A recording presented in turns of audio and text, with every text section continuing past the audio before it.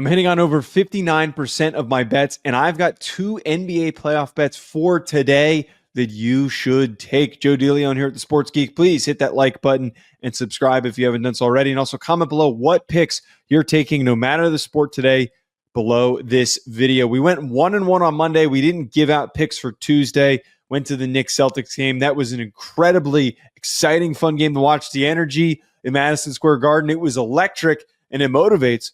Our first pick here, we are going to take the Knicks at plus 4.5 to cover against the Boston Celtics. So I know that this game goes back to Boston.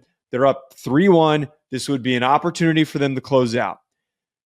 I think that 4.5 point buffer gives us a little bit of a cushion if they were to lose this game.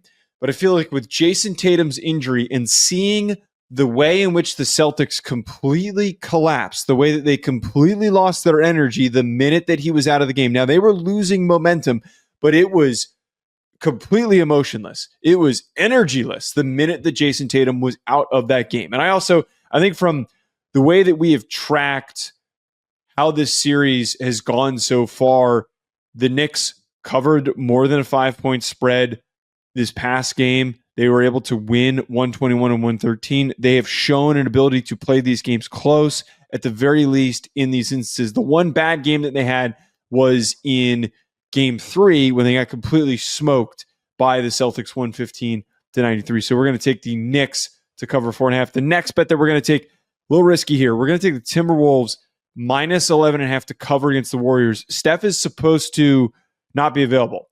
He is not going to be playing in this game. Elimination game, he is going to be out. It is a big number. But right now, the Timberwolves are 7-3 against the spread, while the Warriors are just 3-7. And we have witnessed over these last few games them start to build momentum and accumulate bigger and bigger outcomes here. They were able to cover in their first game of this series 117-93.